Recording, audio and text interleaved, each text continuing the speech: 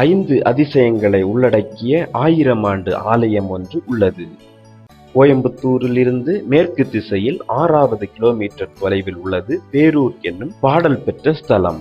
நால்வரால் பாடல் பெற்ற இவ்வாலயம் மேல சிதம்பரம் என்றும் அழைக்கப்படுகிறது.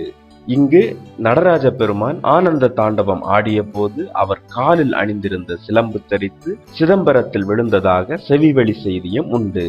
இக்கோவிலில் 5 அதிசயங்கள் எது என்றால் இரவாத பனை, பிறவாத புலி, புழுக்காத சாணம், எலும்பு கல்லாவது, வலது காது மேல் நோக்கிய நிலையில் இறப்பது. இதுதான் அந்த 5 அதிசயங்கள். இரவாத பனை பல ஆண்டு காலமாக இன்றும் பசுமை மாறாமல் இளமையாகவே ஒரு பனைமரம் நின்று கொண்டிருக்கிறது. இந்த மரத்திற்கு இறப்பென்று எப்போதுமே கிடையாதாம். இந்த பனைமரத்தின் பட்டையை இடித்து கஷாயம் போட்டு குடித்தால் தீராத வியாதி எல்லாம் தீரும் என்கிறார்கள். இதுதான் இரவாத பனை. அடுத்ததாக பிறவாத புலி என்று போற்றப்படும் புளிய மரம் இங்கு இருக்கிறது. இந்த புளிய மரத்தின் கொட்டைகள் மீண்டும் முளைப்பதே இல்லையாம். புளியம்பழத்தின் கொட்டைகளை மீண்டும் முளைக்க வைப்பதற்காக வெளிநாட்டிலிருந்து வந்த விஞ்ஞானிகள் பலரும் எவ்வளவோ முயற்சி செய்து பார்த்து விட்டார்கள். ஆனால் அது முளைக்கவே இல்லை. இந்த புளிய மரம் இந்த பிறவி மட்டுமே என்று வரம் வாங்கி வந்துள்ளதாம். அதனால் பிறவாத புலி என்று அழைக்கிறார்கள். மூன்றாவதாக புழுக்காத சாணம். கோயில் இருக்கிற பேரூர் எல்லைக்குட்பட்ட பகுதிகளில் ஆடு மாடு போன்ற கால்நடைகளின் சாணம் மண்ணில் கிடந்தால் எத்தனை நாட்களானாலும் அவற்றிலிருந்து புழுக்கள் உண்டாவதே இல்லையாம். அடுத்ததாக மனித எலும்புகள் கல்லாவது.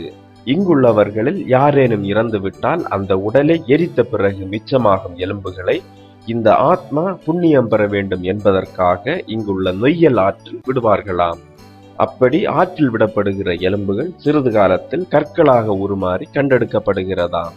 என்ன அதிசயமாக இருக்கிறதல்லவா? அதுதான் பட்டீஸ்வரரின் திருவருள். 5வதாக பேரூரில் மரணம் அடையும் மனிதன் முதல் அனைத்து ஜீவராசிகளும் இறக்கும் தருவாயில் தமது வலது காதை மேல் நோக்கி வைத்தபடிதான் மரணம் அடைகின்ற அதிசயமும் இங்கு இன்னமும் நடந்து கொண்டுதான் இருக்கிறது. இந்த அதிசயங்களை நடத்தி கொண்டிருக்கிற பட்டீஸ்வரர் இங்கு அமைதியாகத்தான் காட்சி தருகிறார். ஆனால் இவரின் வரலாறு நமக்கு ஆச்சரியத்தை தருகின்றது. முன்பு இக்கோயில் இருந்த இடம் அரச மரங்கள் நிறைந்த காடாக இருந்ததாம். அப்போது பல பசுமாடுகள் இங்கு வந்து மேய்ந்து கொண்டிருக்கும். அதில் ஒரு மாடு மட்டும் அருகிலுள்ள பாம்பு புற்றின் மீது பாலை சொரியுமாம். இதை பார்த்த ஒருவன் மற்றவர்களிடம் சொல்ல அவர்கள் அந்த இடத்தை தோண்டும் போது கிடைத்தவர்தான் இந்த பட்டீஸ்வரர். கிடைக்கும் போதும் அதிசயத்துடன் கிடைத்தவர் இவர். இவரின் திருமேனியில் தலையில் 5 தலைப்பாம்பு படமெடுத்த நிலை, மார்பில் பாம்பின் பூநூல், தலையில் அழகழகாய் சடை கொத்துக்கள், சடைகளுக்கு அரணாய் இருப்பது போல் கங்கை, அன்னமும் பன்றியுமாய் பிரம்மா, விஷ்ணு அடிமுடி தேடிய அடையாளங்கள்.